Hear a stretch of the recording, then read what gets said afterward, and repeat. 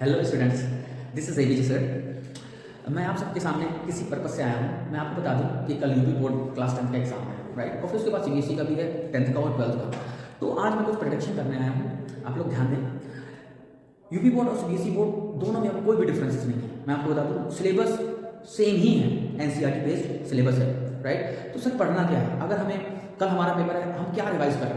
सबसे पहले मैं कहूँगा बेटा, आप वो कॉन्सेप्ट उठाएं जो बार बार रिपीट होते हैं, राइट। अगर चैप्टर फर्स्ट की बात की जाए तो बेटा रियल नंबर्स में आपको 2-3 क्वेश्चन के फॉर्मेट्स हैं वो हमेशा रिपीट होते रहते हैं, ठीक है।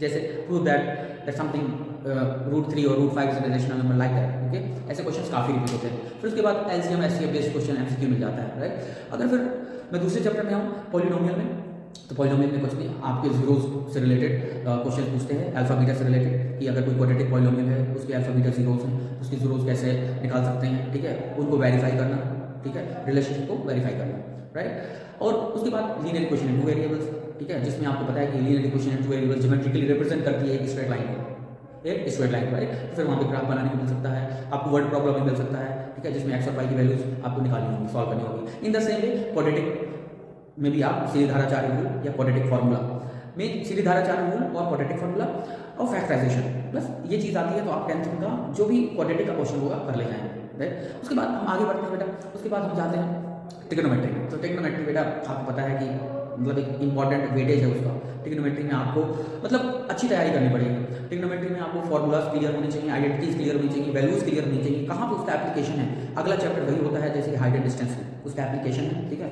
वहाँ से एक क्वेश्चन जरूर आता है, राइट। फिर अगर बात करें कोऑर्डिनेट ज्योमेट्री में, कोऑर्डिनेट ज्योमेट्री में डिस्टेंस फार्मूला बेस्ड क्वेश्चन आपको मिलेगा। डिस्टेंस फार्मूला बेस्ड क्वेश्चन के बाद सेक्शन फार्मूला का भी एक question. To the tangent will always be perpendicular, ठीक है। अगर सेंटर से हम किसी टेंजेंट पे आते हैं तो बेटा वो परपेंडिकुलर ही लाइन होगी, ठीक है। उस तरीके से tangents drawn from an external point to the circle are equal in length, ठीक है। ये एक थ्योरम है, इंपॉर्टेंट है, इससे रिलेटेड जो भी क्वेश्चन बनते हैं, ठीक है। एक क्वेश्चन और आता है कि prove that the angle subtended by the tangents at the interior points are supplementary, like that, ऐसा क्वेश्चन है, वो भी रिपीट हो सकता है, ठीक है। उसके बाद हम लोग बात करें बेटा, आगे चलेंगे तो एपी एरिथमेटिक प्रोग्रेशन में आपको एसएन का फॉर्मूला और टीएन का फॉर्मूला क्लियर होना चाहिए, आप कर ले जाओगे क्वेश्चन, ठीक है। आपको बस प्रैक्टिस थोड़ी बहुत होनी चाहिए। आगे चलें तो area of the circle, area related to circle, easy question, no doubt, आपको एनसीईआरटी से ही क्वेश्चन आना है, ठीक है। फिर आगे बात करें बेटा, आपका स्टैटिस्टिक्स आता है तो mean median mode basis question आता है। जनरली मीडियन का क्वेश्चन आ जाता है, कभी कभी मीन का भी आ जाता है, और बेसिक एमसीक्यू में आपको मीन मीडियन मोड के बीच में रिलेशन पूछ लेता है, ऐसा कुछ, ठीक है। तो आपको क्लियर कर रहना है। अगला बेटा है आपका प्रोबेबिलिटी। तो प्रोबेबिलिटी में बेटा सिंपल सा है, स्टैटिस्टिक्स सिंपल एनसीईआरटी बेस्ड क्या है, जो क्वेश्चंस कराए गए हैं, जो आप करते हैं एनसीईआरटी में, वो सब आप कर सकते हैं। और उसी से रिलेटेड कभी पैक ऑफ कार्ड्स से रिलेटेड पूछ लेता है, कभी डाई से रिलेटेड, कभी कॉइन से रिलेटेड, ठीक है।